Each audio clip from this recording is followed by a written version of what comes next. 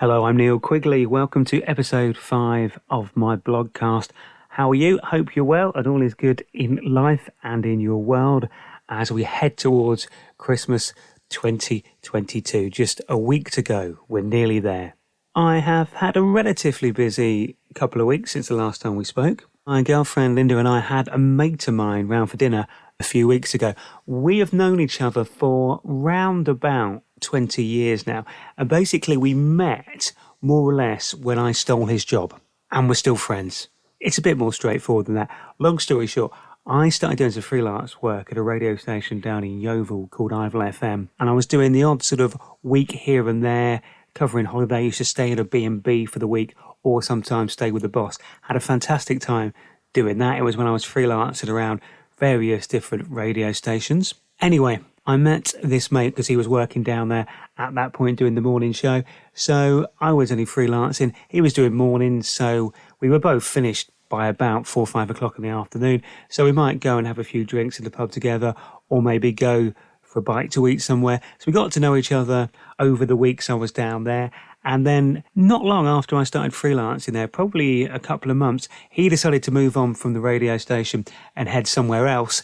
And that left a gap at the station, which ultimately I ended up covering for 2 months on a freelance basis, then got the full-time job. During the interim period, I did sublet my mate's flat for about a month when I was trying to find myself somewhere to live more permanently down there.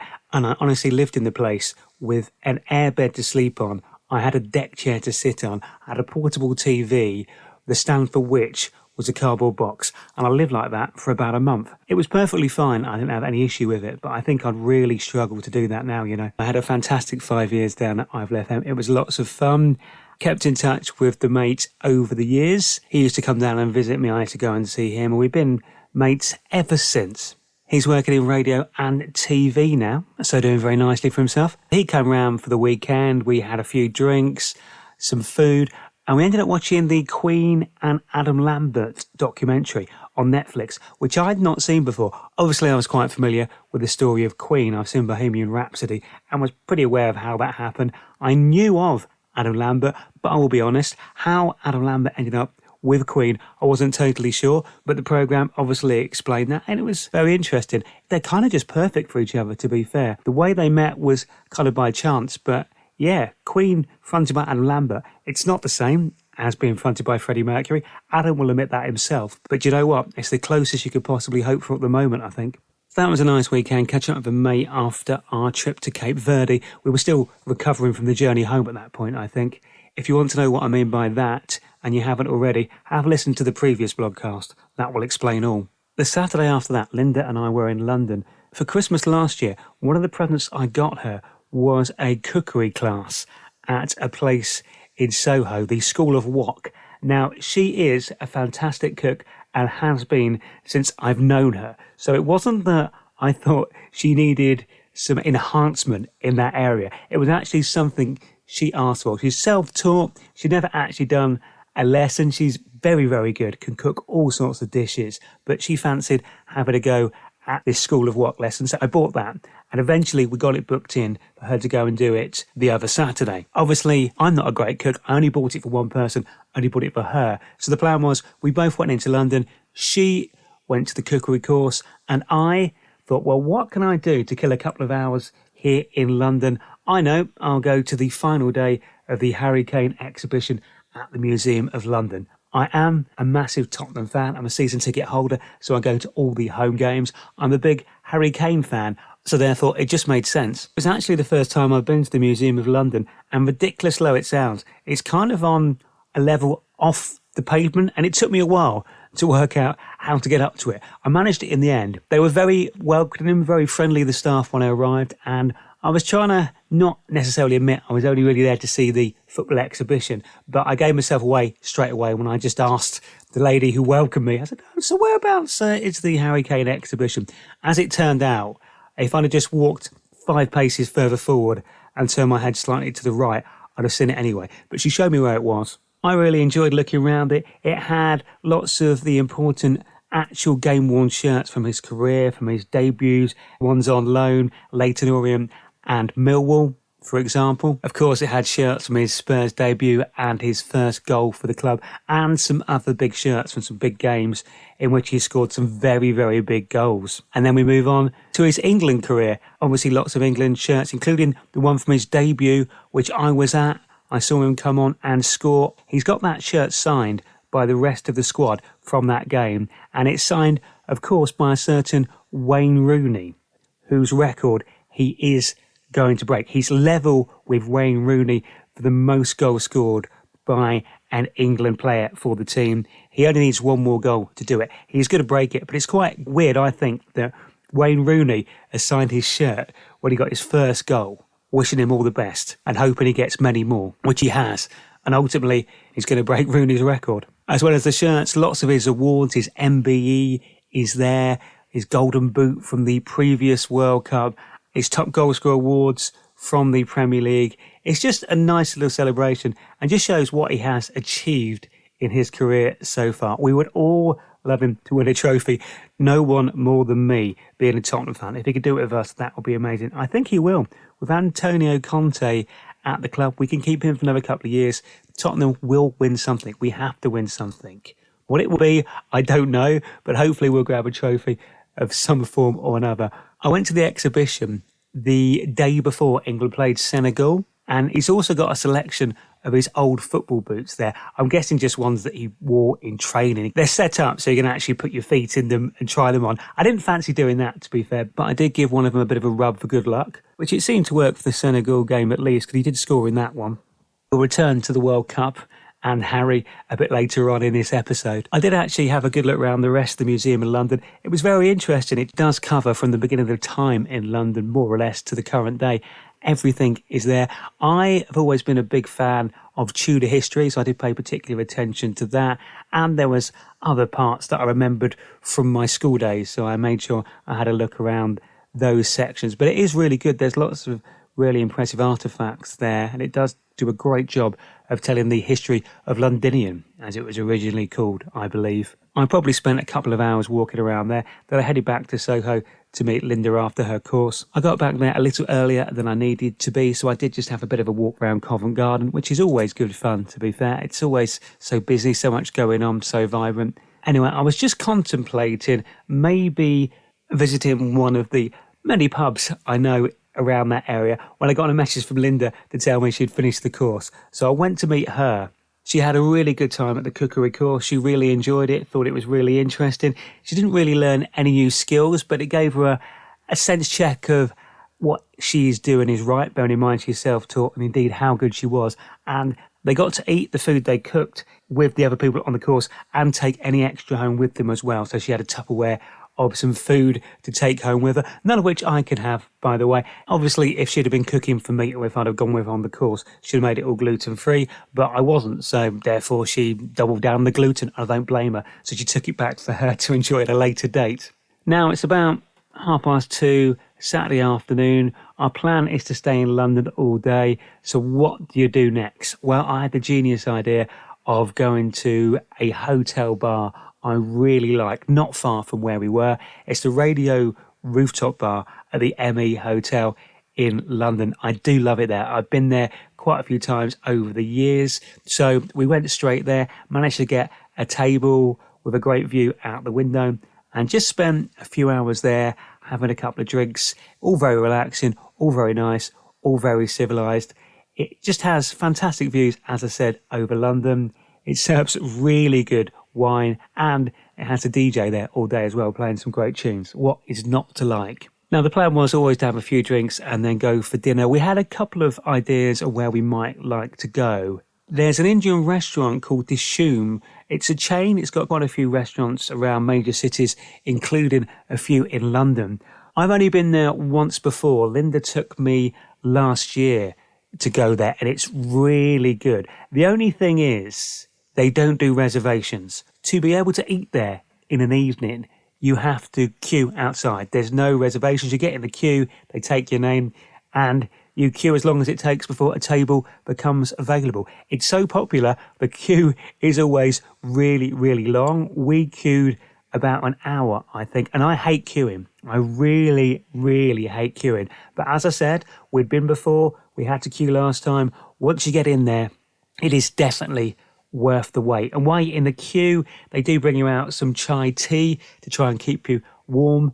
And the atmosphere is generally quite good. People are quite excited about going to eat there. So even though it was a bit chilly and it did take an hour, it did pass relatively quickly. And it's one of those situations where at the end of the evening, you don't remember the bad bits, you only remember the good bits. That said, I was very happy when we actually got inside the door for Dishoom and they showed us to our table. We had a fantastic meal in there. They're very good with celiacs like me, with people who need a very specialised gluten-free dinner. They sent over the manager. I had a chat to him. We worked out what we could and couldn't do and what would be best for me to eat. And basically, well, we over-ordered.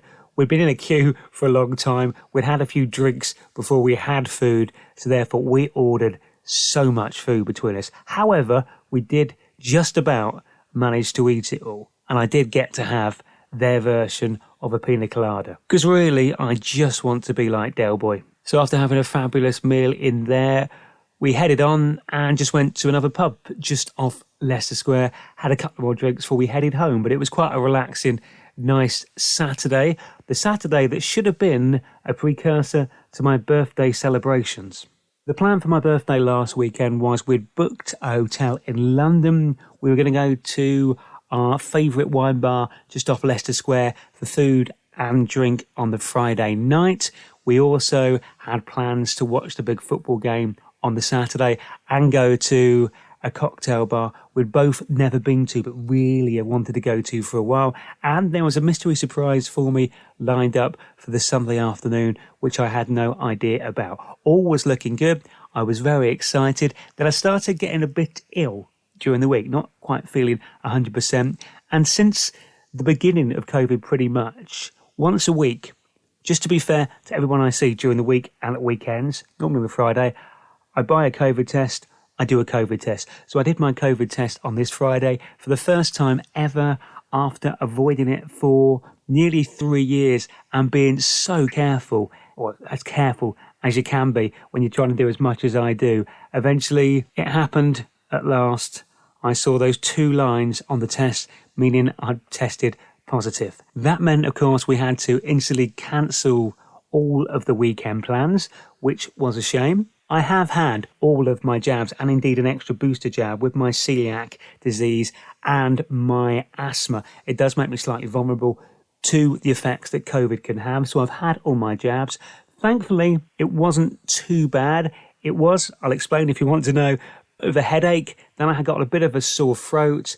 The cough was the worst kind of thing. And it felt like a bit of a heavy cold for a few days, few aches and pains, and I did feel a little bit spaced out for a couple of days as well. But it did mean I couldn't do anything across that birthday weekend. So when I should have been out partying, my birthday weekend and birthday itself was basically me around the house, mostly in bed, just relaxing. Although I did get to catch up with lots of people on social media who took the time to wish me happy birthday. So that was nice. It's something I wouldn't necessarily have had time to do, I guess. And I still got a good selection of cards and presents as well, which was great. Obviously, I didn't actually get to see anybody really on my birthday, but that's fine. I would rather keep friends, family, and everyone safe and not make them ill before Christmas. So that was all fine. But yeah, I still don't know what my birthday surprise was for the Sunday. It's apparently something we can rearrange, so it's going to stay as a surprise. I'll get it at some point, I hope. Now, my birthday is on the 10th of December, which, if you are a football fan or one of about 20 odd million people in the UK, you will know that that was the night that England played France in the World Cup quarterfinals. I did manage to watch the game. I watched it lying in bed whilst having a Lemsip or two. So it was a very rock and roll way of watching the biggest game we played in the World Cup for 4 years, basically, wasn't it? France are a good side, and they were the current holders of the World Cup. A lot's been said about the referee. I'm not going to add to that. I don't think he was great, but he's not great for both sides, is he? I think. I thought we were unlucky. I mean, it was a good game. France did edge the first half. We edged the second half. And obviously we had the penalty at 2-1 down, where if Harry Kane had have scored, he'd have equalised and it would have gone to 2-2. Would we have gone on to win the game? I don't really know. It's difficult to say. All I can say is I've seen Harry Kane take countless penalties over the years. I think he's easily one of the best penalty takers in the world, no question. It happens. Everybody misses penalties. If you go through all of the greatest players in the world, you can find a clip of them missing a penalty. It just happens. It's just one of those things. It's not an easy thing to do. It was a high pressure situation, which he's been in countless times before, so I don't think he'll use that as an excuse. It was just slightly mishit. It was, I guess, maybe even harder. He'd scored the one earlier. He was facing Hugo Lloris, who obviously is our goalkeeper at Tottenham as well. Any number of things. It's just one of those things that happens.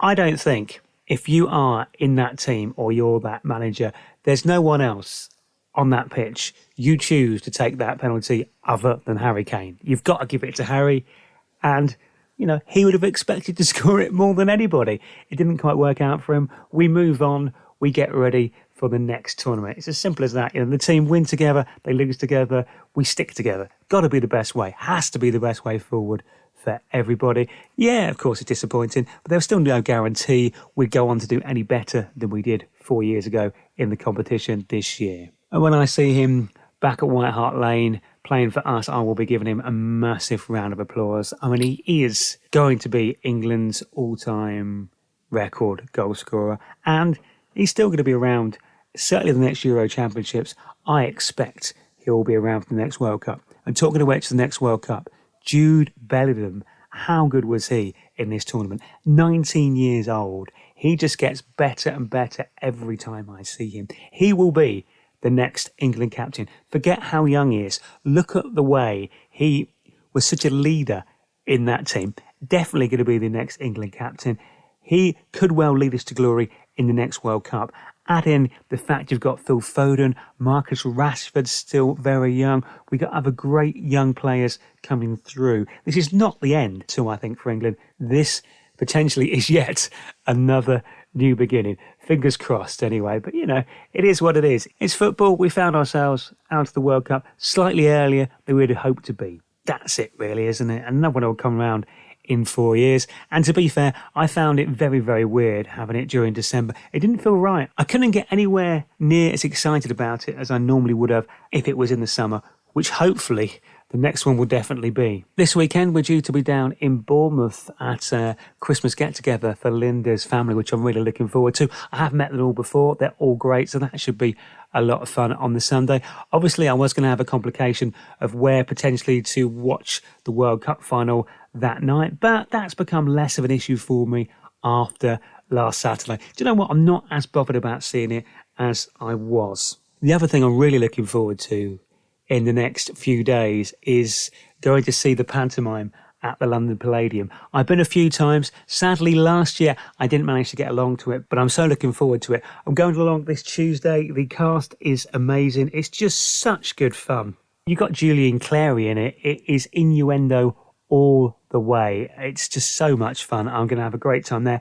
Once I go and see a pantomime, that's what really puts me in the Christmas mood, the Christmas spirit. I don't really like doing anything Christmassy or Christmas related until after my birthday. So it's only really been since the 11th of December that I've allowed myself to kind of think about Christmas. Once I've been to the panto, then I am full on Christmas spirit. I'm not quite Noddy Holder, but I'm quite excited about Christmas from that point on.